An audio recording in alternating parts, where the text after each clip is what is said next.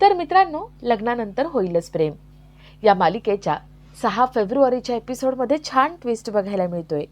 आणि ट्विस्ट असं असणार आहे की पार्थ आता मागचं सगळं विसरून गेलाय आणि तो काव्यासोबत टाइम स्पेंड करण्यासाठी काव्याला एक्झाम सेंटरपर्यंत सोडायला सुद्धा तयार झालाय. काव्या पार्थ खुश असतात आणि तेवढ्यात तिथे नंदिनी येते. नंदिनी मुद्दामच खोटं खोटं कारण घेऊन तिथे आलेली असते. एकतर काव्याला ऑल द बेस्ट करायचं असतं आणि दुसरं बाबांचं पीपीटी बनवून द्यायची असते. त्यासाठी ती तिथे आलेली असते. काव्या म्हणते, नंदिनी ताई, तू मला ऑल द बेस्ट करायला आली नाही आहेस. तू मला जरी ऑल द बेस्ट करायला आली आहेस ना, तरी नजर दुसरीकडे आहे तुझी. नंदिनीला बघून जीवा खूप खुश झालेला असतो, पण त्याला ते त्या दिवशीचं सगळं आठवतं. नंदिनीच्या बाबांचे आरोप आठवतात. नंदिनीला त्या दिवशीचं काही आठवलं नाही, आपल्यावर आरोप केले ते आठवतं. जीवा उदास होतो आणि रूममध्ये निघून जातो. नंदिनीला वाईट वाटतं, तिच्या डोळ्यात पाणी येतं. काव्या म्हणते, ताई, आपण देशमुखांच्या सुना आहोत आणि देशमुखांच्या मुलांना कसं मनवायचं ते आपल्याला चांगलंच कळतं. जा, बोल जीवाशी. नंदिनी जीवाशी बोलायला जाते. तर इथे पार्थ काव्या आणि त्याची बॅग भरतो आणि ती बॅगची चेन लागत नसते.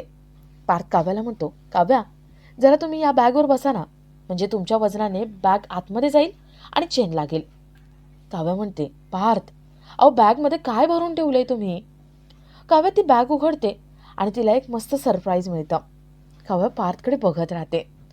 आता पार्थने काव्याला नेमकं असं काय सरप्राईज दिलंय ते बघणंही तेवढंच इंटरेस्टिंग असेल. तर या सगळ्याची सुरुवात कशी होते ते थोडक्यात पाहू. तर मालिकेत आपल्याला असं बघायला मिळतंय की पार्थ नंदिनीकडे आलेला असतो.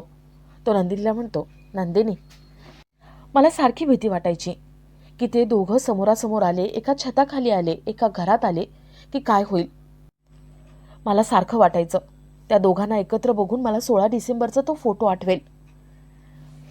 मी हे सगळं टाळण्याचा प्रयत्न करत होतो, पण शेवटी जे व्हायचं होतं तेच झालं. जीवा घरात परत आला. जीवा, काव्या हे दोघं रात्री एकमेकांशी बोलत होते. मी सोबत त्यांना बसलेलं बोललेलं बघितलं आणि दोघं जवळ आले.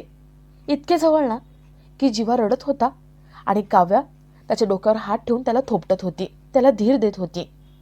मी त्या दोघांना बघितलं, पण त्या दोघांना समोरासमोर बघून माझ्या मनात कुठलाही वेडावाकडा विषय आला नाही. मला त्या दोघांकडे बघून फोटोसुद्धा आठवला नाही.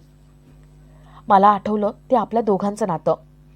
जेव्हा आपण एकमेकांसोबत असे बसायचो, एकमेकांना धीर द्यायचो, एकमेकांशी बोलायचो, ते सगळं आठवलं. आपण असंच आपल्या पार्टनरशी लॉयल होतो ना. आपण रात्री एकमेकांसोबत बसायचो, गप्पा मारायचो, आपल्या पार्टनरबद्दल बोलायचो. सेम ते नातं त्या दोघांमध्ये दिसलं आणि आज मला सगळं स्पष्टपणे दिसू लागलं. नंदिनी, आपलं प्रेम जिंकलंय. ते दोघं आपल्यासोबत लॉयल आहेत.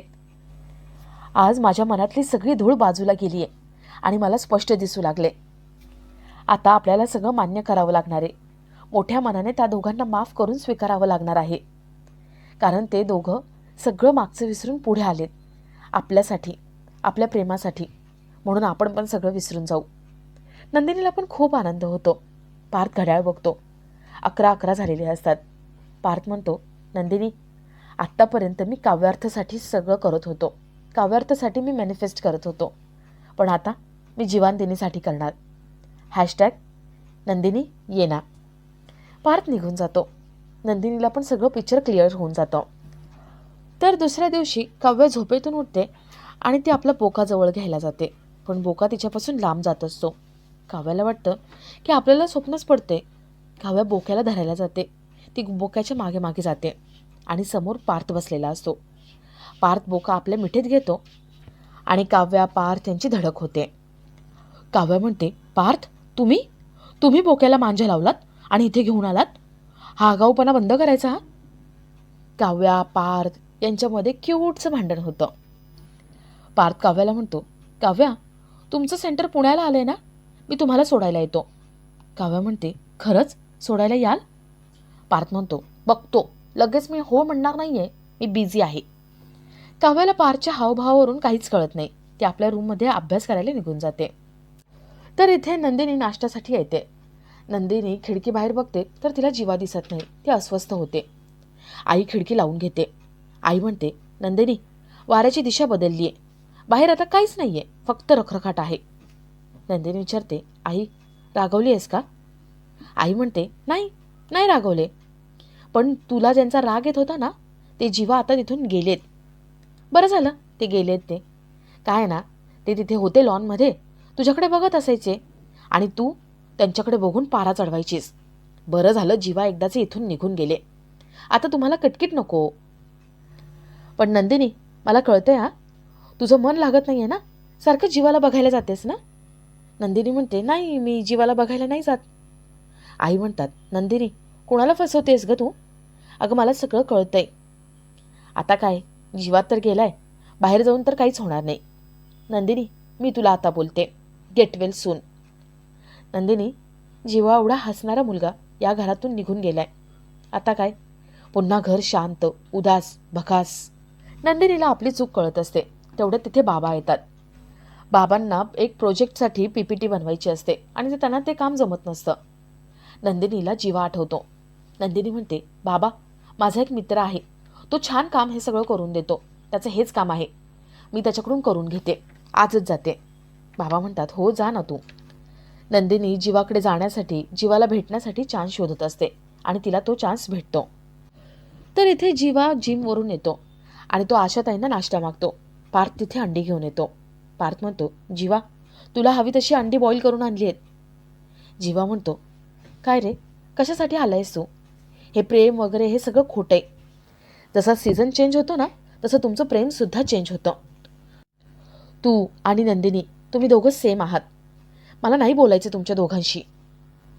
तुम्ही दोघं तेच तेच करत राहतात. पार्थ म्हणतो, नाही आता ते करणार नाही. काल रात्री मी पाहिले, काव्याने तुला दोघांना एकत्र पाहिले. तू रडत होता आणि काव्या तुला थोपटत होती. जीवा म्हणतो, दादा अरे बाबा चुकीचा अर्थ काढू नकोस. पार्थ म्हणतो, काढला ना, चांगलाच अर्थ काढलाय मी. मला जे समजायचे ते समजले आणि जे पटायचं होतं ते आता पटले. आत्तापर्यंत तुम्ही ओरडून ओरडून सांगत होतात, पण काल त्या गोष्टीवर शिक्कामोर्तब झालाय. जसं नंदिनी आणि मी आम्ही दोघं एकत्र बसायचो, एकमेकांशी बोलायचो, त्या पद्धतीने तुम्ही दोघं एकमेकांशी बोलत होतात आणि त्यावेळेस माझी खात्री पटली. तुम्ही मूव्ह ऑन झाला हे मला कळलं आणि जसं मला कळलं ना तसं मी नंदिनीकडे गेलो. तुला माहिती आहे का नंदिनी काय करत होती? नंदिनी लॉनमध्ये भूतासारखी फिरत होती. तुला मिस करत होती. मी तिला सांगितलं, मी तुमच्या दोघांना बघितले. जीवा, आम्ही दोघं जसं एकमेकांसोबत मित्र होतो, एकमेकांसोबत शेअर करायचो, तसंच तुम्ही शेअर करत होतात आणि तेव्हा मनातली सगळी धूळ बाजूला गेली. 16 डिसेंबरचं सगळं पुसलं गेले. आता पुन्हा हे आठवणार नाही. जीवा विचारतो, दादा तू हे सगळं काव्याला सांगितलंय? पार्थ म्हणतो, नाही सांगितले, पण लवकरच सांगणार. जीवा म्हणतो, मग जा आधी जाऊन तिला सांग, कारण मला माहिती आहे तू आणि नंदिनी दोघं सेम आहात. बाउंड्री लाईनपर्यंत येता आणि नंतर मागे पुन्हा जाता. पार्थ म्हणतो, नाही आता नाही जाणार, मला सगळं सांगायचंय, पण आता तिची परीक्षा आहे. मी आता काही बोलायला गेलो की तिचं लक्ष दुसरीकडे जाईल. तेवढ्यात तिथे काव्या येते. काव्या विचारते, काय बोलत होतात तुम्ही? पार्थ म्हणतो, नाही मी तुम्हाला हे म्हणत होतो की मी तुम्हाला तुमच्या सेंटरपर्यंत सोडायला येतो, पण आपण आजच निघू. काव्या विचारते, आज का? पार्थ म्हणतो, गाडी बंद पडली, टायर पंक्चर झाला, ट्रॅफिक असलं तर उगीच नको ना उशीर व्हायला. आपण तिथे जाऊ आणि एक दिवस राहू, जेवणानंतर आपण लगेच निघू. काव्या खूप खुश होते आणि तेवढ्यात तिथे नंदिनी येते. नंदिनीला बघून सगळ्यांनाच आनंद होतो आणि आपला आजचा हा भाग इथेच संपतो.